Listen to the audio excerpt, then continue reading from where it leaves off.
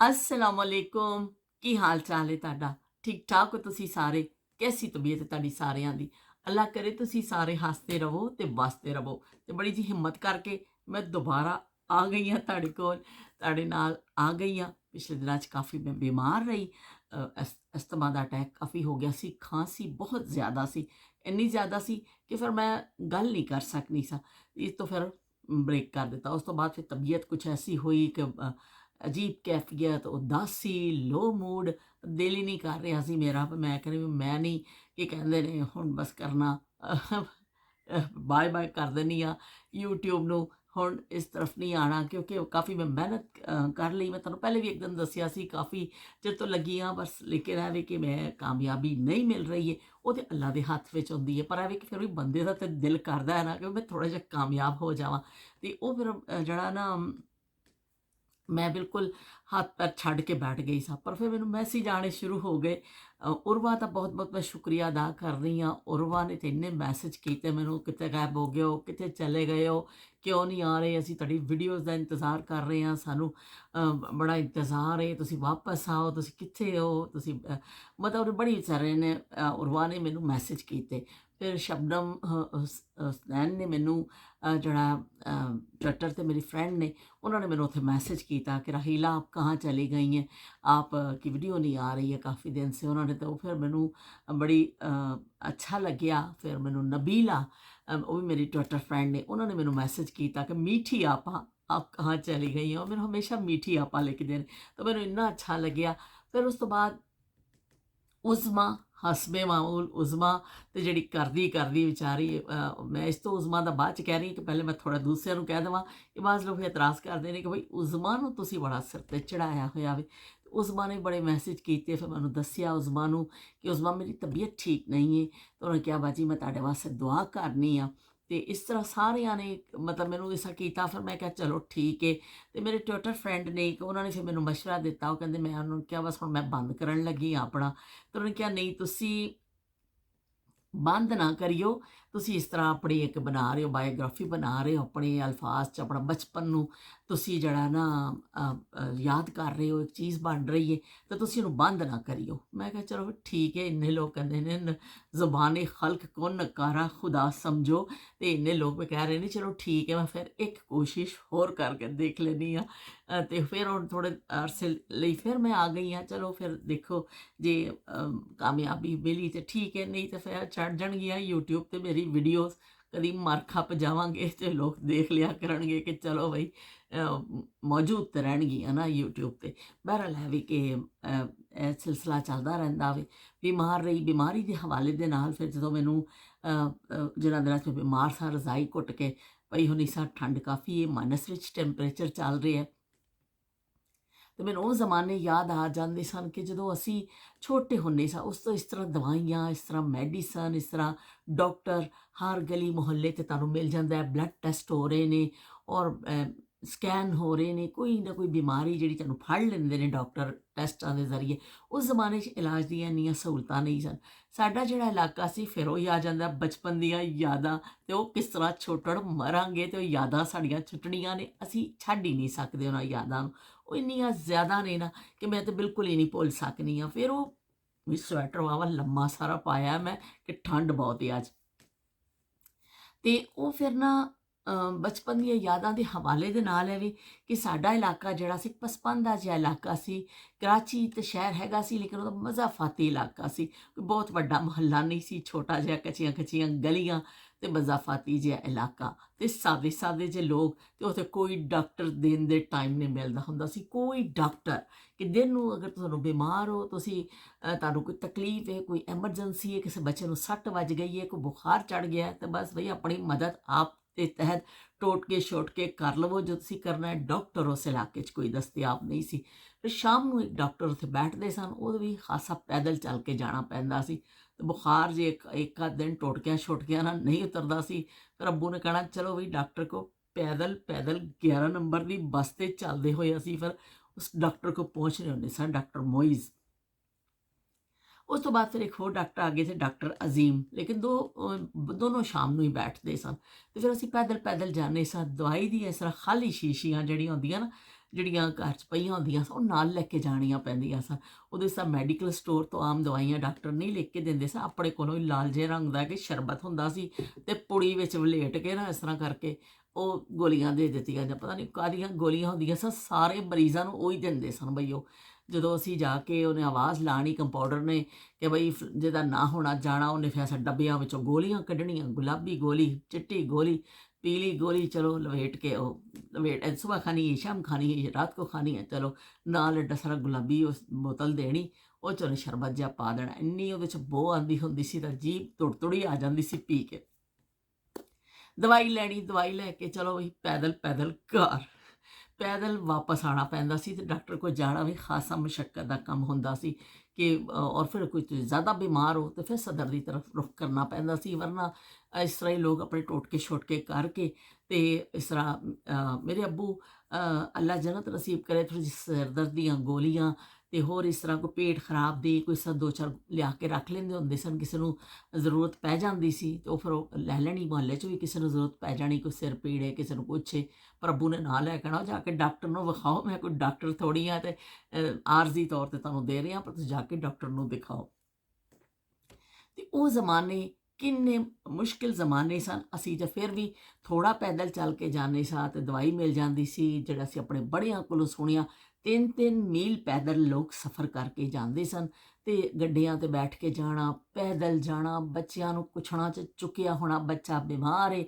ਤੇ ਉਹ ਪਰ ਉਹਨਾਂ ਨੇ ਮੋਢੇ ਨੂੰ ਲਾਇਆ ਹੁੰਦਾ ਸੀ ਮਾਵਾਂ ਨੇ, ਤੇ ਸਾਹ ਲੈ ਲੈ ਕੇ ਜਾਂਦੀਆਂ ਸਨ, ਫਿਰ ਬਹਿ ਜਾਣਾ। ਇੰਨੀ ਦੂਰ ਡਾਕਟਰ ਮਿਲਦਾ ਸੀ। ਤੇ ਮੇਰੀ ਸੱਸ ਅੱਲਾ ਜੰਨਤ ਨਸੀਬ ਕਰੇ ਦੱਸਦੇ ਹੁੰਦੇ ਸਨ, ਕਹਿੰਦੇ ਕਿ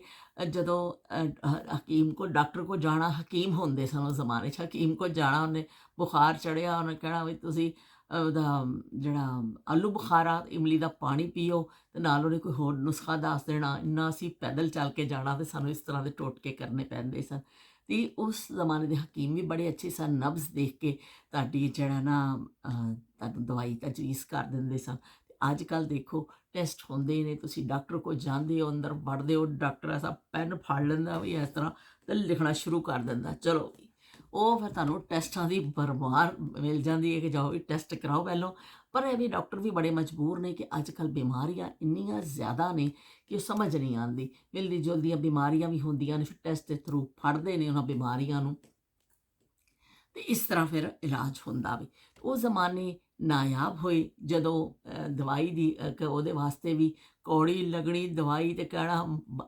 ਇਸ ਤਰ੍ਹਾਂ ਕਿ ਮਰ ਜਾਈਏ ਪਰ ਇਹ ਕੌੜੀ ਦਵਾਈ ਸਾਨੂੰ ਨਾ ਪੀਣੀ ਪਵੇ। ਕੋਈ ਮਰਦੇ ਹੋ ਤੇ ਮਰੋ, ਦਵਾਈ ਤੇ ਤੁਹਾਨੂੰ ਪੀਣੀ ਪਏਗੀ, ਤੇ ਦਵਾਈ ਤੇ ਫਿਰ ਸਾਨੂੰ ਪੀਣੀ ਪੈਂਦੀ ਸੀ। ਉਹ ਫਿਰ ਅਸੀਂ ਦਵਾਈ ਪੀਂਦੇ ਸਾਂ, ਗੋਲੀਆਂ ਵੀ ਖਾਣੀਆਂ, ਤੇ ਐਸਾ ਦਿਲ ਖਰਾਬ ਹੋਣਾ, ਪਰ ਕਰਨਾ ਪੈਂਦਾ ਸੀ ਬਚਪਨ 'ਚ। ਤੇ ਹੁਣ ਜ਼ਮਾਨਾ, ਅੱਜ ਦੇ ਜ਼ਮਾਨੇ 'ਚ ਵੀ ਦਵਾਈਆਂ ਖਾਂਦੇ ਹਾਂ, ਹੁਣ ਤਾਂ ਰੈਗੂਲਰ ਖਾਂਦੇ ਹਾਂ ਅਸੀਂ। ਬਲੱਡ ਪ੍ਰੈਸ਼ਰ ਦੀ ਦਵਾਈ, ਸਾਹ ਦੀ ਦਵਾਈ, ਇਨਹੇਲਰ,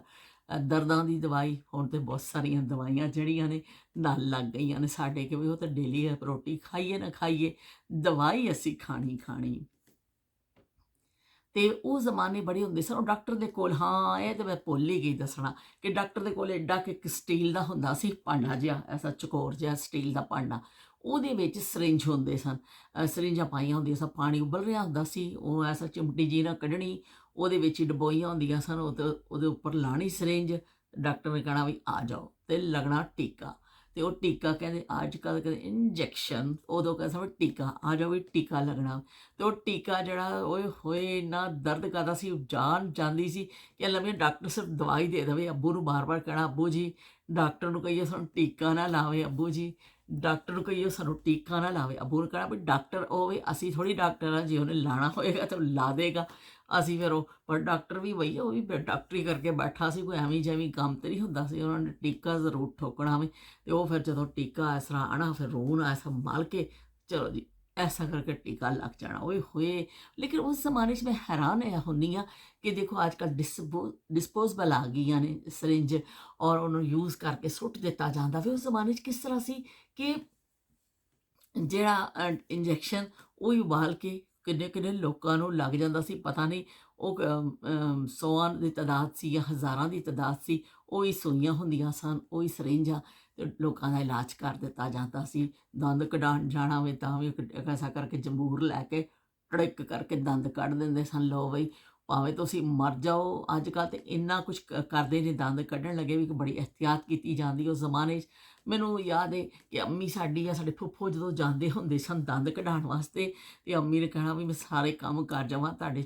ਫਟਾਫਟ ਨਿਬੇੜ ਦੇਵਾਂ, ਅੱਜ ਦੰਦ ਕਢਾਉਣ ਜਾਣਾ ਵੀ। ਬੜਾ ਅਹਿਮ ਕੰਮ ਹੁੰਦਾ ਸੀ ਦੰਦ ਕਢਾਉਣਾ, ਕਿ ਪਤਾ ਸੀ 2 ਦਿਨ ਦਰਦ ਹੋਣੀ ਹੈ, 2 ਦਿਨ ਬੜੀ ਦੰਦ ਐਸਾ ਫੜਕਾ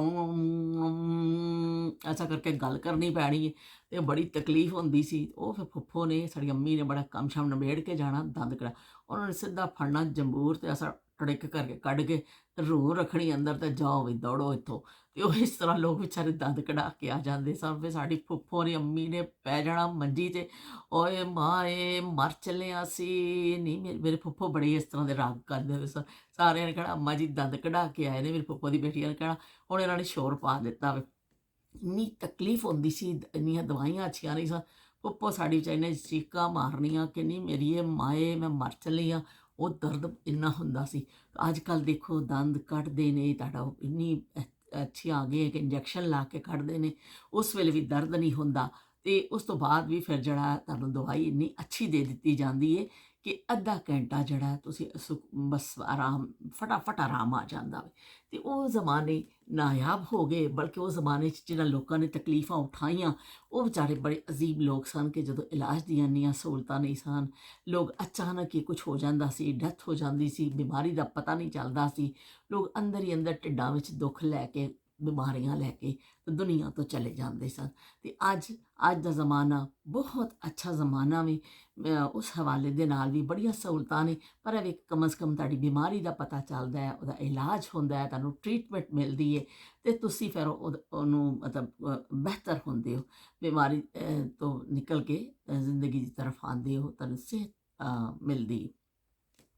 ਅੱਲਾਹ ਤਾਲਾ ਨੇ ਇਨਸਾਨਾਂ ਨੂੰ ਅਕਲ ਦਿੱਤੀ ਹੈ, ਤੇ ਇਨਸਾਨ ਉਹਦਾ ਇਸਤੇਮਾਲ ਕਰਦੇ ਨੇ, ਤੇ ਬਈ ਅੱਛੇ ਤੋਂ ਅੱਛੀ ਚੀਜ਼ਾਂ, ਅੱਛੇ ਤੋਂ ਬਿਹਤਰ ਜਿਹੜੀ ਚੀਜ਼ਾਂ ਜਿਹੜੀਆਂ ਨੇ ਨਾ, ਉਹ ਆ ਰਹੀਆਂ ਨੇ ਮਾਰਕੀਟ ਵਿੱਚ, ਦਸਤਿਆਬ ਹੋ ਰਹੀਆਂ ਹਰ ਚੀਜ਼। ਅਤੇ ਬਈ ਹੁਣ ਮੈਂ ਚੱਲੀ ਹਾਂ, ਖਾਸੇ ਦਿਨ ਦੀ ਗੈਰ ਹਾਜ਼ਰੀ ਰਹੀ, ਮੈਂ ਤੁਹਾਡੇ ਕੋਲ ਮਾफ़ੀ ਚਾਹੁੰਦੀ ਹਾਂ, ਮਾਜ਼ਰਤ ਚਾਹੁੰਦੀ ਹਾਂ। ਲੇਕਿਨ ਮੈਂ ਆਈ ਤਾਂ ਦੇਖ ਲਓ ਆਪਣੇ ਨਾਯਾਬ ਜ਼ਮਾਨਿਆਂ ਦੇ ਨਾਲ ਆ ਗਈ, ਮੈਂ ਆਪਣੇ ਬਚਪਨ ਦੇ ਕਿੱਸਿਆਂ ਦੇ ਨਾਲ ਆ ਗਈ, ਕਿ ਮੈਂ ਉਹ ਜ਼ਮਾਨੇ ਅਸੀਂ ਦੁਹਰਾਉਂਦੇ ਰਹਿਣਾ, ਗੱਲ ਕਰਦੇ ਰਹਿਣਾ ਵੇ, ਅਤੇ ਅਸੀਂ ਉਹਨਾਂ ਜ਼ਮਾਨਿਆਂ ਨੂੰ ਭੁੱਲਣਾ ਨਹੀਂ। ਅਤੇ ਇੱਕ ਹੋਰ ਗੱਲ ਦੱਸ ਦੇਵਾਂ, ਜਦੋਂ ਬਹੁਤੀ ਖੰਘ ਲੱਗਦੀ ਸੀ ਨਾ, ਅਤੇ ਲੱਠੀ ਵਾਲਾ ਪਾਨ ਲਿਆ ਕੇ ਦਿੰਦੇ ਹੁੰਦੇ ਸਨ ਅੱਬੂ। ਪਾਨ ਖਾਣ ਦੀ ਬੜੀ ਮਮਾਨੀਅਤ ਹੁੰਦੀ ਸੀ। ਕਿਸੇ ਦਿਨ ਮੈਂ ਪਾਨ 'ਤੇ ਵੀ ਗੱਲ ਕਰਾਂਗੀ, ਉਹ ਇੱਕ ਅਲੱਗਾ ਸੀ ਮੌਜ਼ੂ ਹੈ। ਲੇਕਿਨ ਥੋੜ੍ਹਾ ਜਿਹਾ ਮੈਂ ਦੱਸ ਦੇਵਾਂ ਕਿ ਲੱਠੀ ਵਾਲਾ ਪਾਨ ਜਿਹੜਾ ਹੈ ਅੱਬੂ ਨੇ ਲਿਆ ਕੇ ਦੇਣਾ, ਲਓ ਖੰਘ ਏ, ਇਸ ਤਰ੍ਹਾਂ ਦੇ ਟੋਟਕੇ ਕੀਤੇ ਜਾਂਦੇ, ਖੰਘ ਏ ਤੇ ਖਾਓ ਮਲੱਠੀ ਵਾਲਾ ਪਾਨ। खई के पान बनारस वाला, खुल जाए बंद अकल का ताला, फिर तो ऐसा करे धमाल, सीधी कर दे सबकी तान, ओ छोरा गंगा किनारे वाला, ओ छोरा गंगा किनारे वाला। ਵਿੱਚ ਮੈਂ ਭੁੱਲ ਜਾਂਦੀ ਹਾਂ, ਮੈਨੂੰ ਯਾਦ ਨਹੀਂ ਰਹਿੰਦੇ ਅਲਫਾਜ਼। ਲੇਕਿਨ ਚਲੋ ਬਈ ਥੋੜ੍ਹਾ ਜਿਹਾ ਤੜਕਾ ਛੜਕਾ ਲੱਗ ਜਾਂਦਾ ਵੇ ਸਾਡੇ ਵੀਡੀਓ ਵਿੱਚ ਗਾਣੇ ਦਾ ਵੀ। ਅਤੇ ਫਿਰ ਮਿਲਦੇ ਹਾਂ ਇੱਕ ਨਵੀਂ ਯਾਦ ਦੇ ਨਾਲ, ਨਵੀਂ ਗੱਲ ਦੇ ਨਾਲ। ਅਤੇ ਮੇਰੇ ਲਈ ਦੁਆ ਕਰ ਦਿਓ। ਹਾਂ, ਮੈਨੂੰ ਕੋਮੈਂਟ ਕਰਕੇ ਜ਼ਰੂਰ ਦੱਸਿਓ, ਜਿਹੜਾ ਵੀਡੀਓ ਦੇਖੇ ਕੋਮੈਂਟ ਜ਼ਰੂਰ ਕਰੇ